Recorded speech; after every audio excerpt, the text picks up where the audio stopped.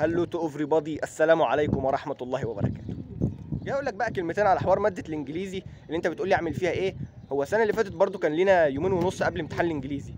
هتقول لي بقى انت المفروض امتحانك الخميس، الامتحان هيخلص الخميس، امتحان الانجليزي هيبقى يوم الاحد، قدامك يومين ونص. طبعا مفيش حاجة اسمها اروح من الامتحان انام واعمل من مفيش منه الكلام ده، هم يومين ونص يومين ونص.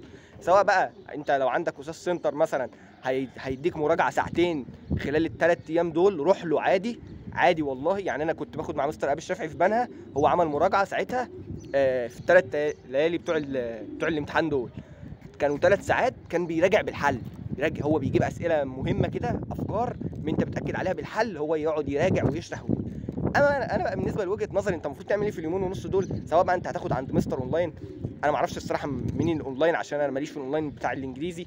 انت لازم اول حاجه تكون مأكد على كلمات المنهج كلها يا جدعان مهمه، لان اغلبيه اصلا الامتحان اللي هي قطعه القراءه اللي هي بتاعه الانجليزي، الباراجراف، الكتابه، الترجمه، الاسئله حتى الاختياري اللي هي بدرجه، ده كله معتمد على الكلمات. الجرامر لا يمثل اي شيء الا ممكن 12 درجه من الامتحان كله. عارفين الجرامر هو مش ملوش لازمه، بس لا يمثل شيء مقارنه بالكلمات والانزل والسينونيم اللي انت المفروض تكون مأكد عليها. فانا عايزك كده في خلال اليومين ونص دول تقسمهم، ان انت تراجع على كلمات المنهج كلها، مش شرط تكون حافظها كلها. يعني حتى لو في كلمات يا اخي انت حافظها بالشبه، انا عايزك تكون معدي عليهم كلهم. والانتونيم والسينونيم لازم تراجع عليهم، لان في سؤالين بيجوا من الانتونيم والسينونيم كل سنه. يعني السؤال السنه اللي فاتت بتاع بوت اوف، انا ما عملتوش بوت اوف، انا عملته غلط وخلاص مش مهم، بس دايما بيبقى سؤال انتونيم وسينونيم سواء بقى في الاختيارات او في القطعه. تمام، فالانتونيم والسينونيم مهم، والكلمات لازم تتراجع، والتعبيرات تتراجع. بعد ما دول الاولوياتك. طبعا الجرامر بقى انت تشوف هتراجعه ازاي، بتقوم فاتح القاعده كده، قاعده الجرامر كده، تقوم مراجع عليها، تقراها، تشوف المهم، تخش تحل عليها.